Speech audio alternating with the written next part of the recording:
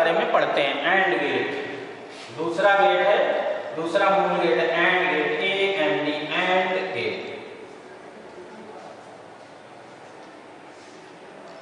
तो पहले हम लोग इसका प्रतीक पढ़ते हैं। एंड गेट में भी दो निवेशी या दो से अधिक निवेशी सिग्नल होते हैं और केवल एक निर्गत सिग्नल होता है।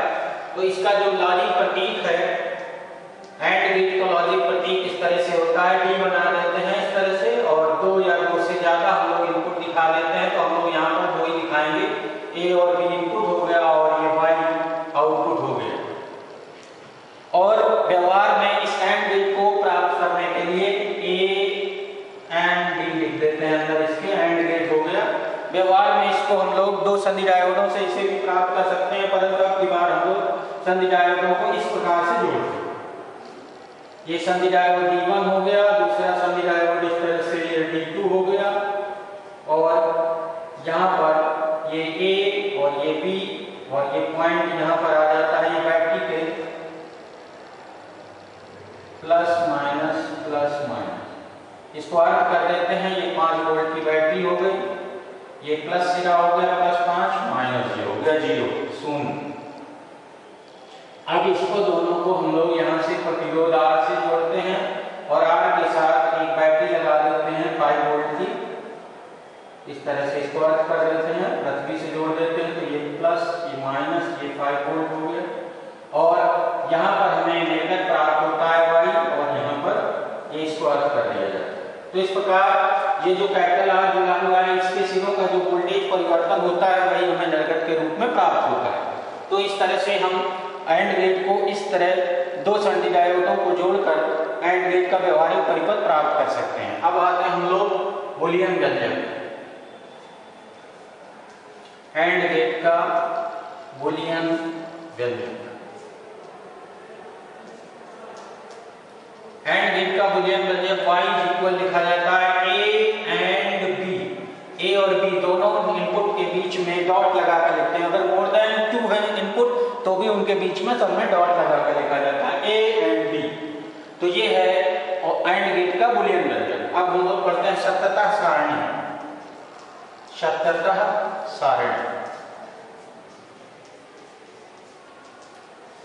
सत्यता सारणी पढ़ते हैं। तो सत्यता सारणी हम लोग इस तरह से यहाँ पर a इनपुट a हो गया, b और ये y हो गया आउटपुट इस तरह से, और यहाँ पर y इक्वल हम लोग लिख सकते हैं, y इक्वल होता है a एंड b। उसमें और गेट वाले में a प्लस b लिख सकते हैं यहाँ पर, तो ये आ जाएगा। तो यहाँ पर a0 b0 तो 0.0 0 आएगा, a1 b0 तो 1.0 1 मल्टीप्लाइड बाई 0 ये 0 आएगा, और a0 b1 है तो फिर से 0.1 0 आएगा, और जब दोनों 1 होंगे a1 b1 सॉरी तो 1.1 1 आएगा। तो ये है एंड गेट की सत्यता सारणी।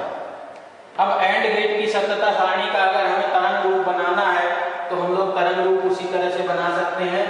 a के 0 को यहाँ से शुरू कर देंगे, इसी तरह से b का 0 हो जाएगा और y आ जाएगा, यहाँ पर y लिख लेंगे y। तो जब a0 b0 तो a0 b0 तो y0 तो y भी ऐसे रहेगा। फिर a1 हो गया, a1 यहाँ तक दिखाया जाता है, और b0 को हम लोग यहाँ तक दिखाएंगे। तब y0 होता है तो y का 0 यहाँ तक दिखाएंगे, ये 0 चल रहा है। और इसके बाद फिर a0 आ जाता है तो 0 यहाँ तक हम लोग दिखा देंगे, और फिर b1 होता है तो 1 को हम लोग यहाँ से उठा लेंगे, 1 यहाँ पर आ जाएगा, ये b1 हो गया और 1 यहाँ तक चलेगा।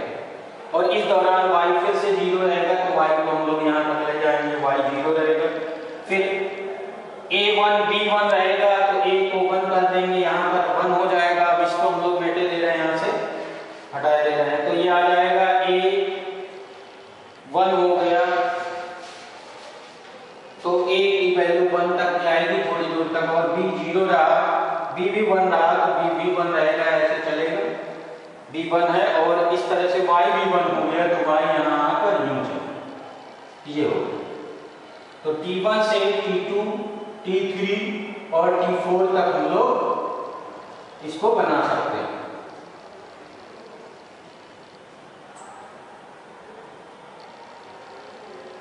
इस तरह से लेस देन T1 में A0, B0, Y भी 0 मिला, T1, T2 के बीच में A1 मिला, B0 मिला और Y1 मिल गया, Y भी 0 मिला तो Y 0 रहा।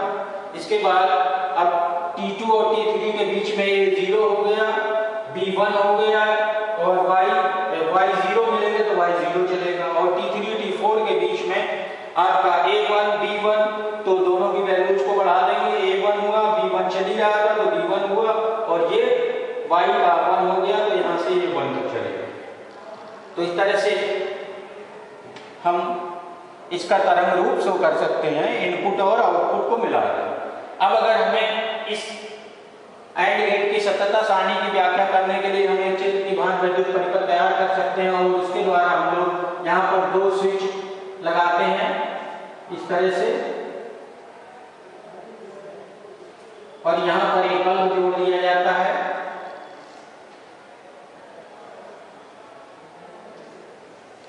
और इसको 5 वोल्ट की बैटरी से हम लोग या 10 वोल्ट बैटरी से किसी से भी जोड़ सकते हैं, 5 वोल्ट प्लस माइनस। तो अब यहाँ पर ये A है और ये B है, तो यहाँ पर A0, B0 का मतलब जब दोनों स्विच खुले होंगे तो बल्ब नहीं जलेगा, यानी आंसर 0 आएगा। ये Y को शो करता है।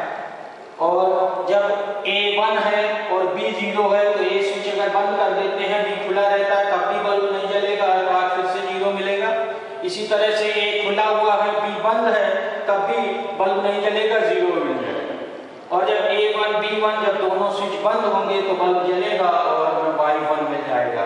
तो इस प्रकार इस विद्युत परिपथ के द्वारा हम एंड गेट की व्याख्या, एंड गेट की सततता सारणी की व्याख्या कर सकते हैं। तो ये है एंड गेट के बारे में।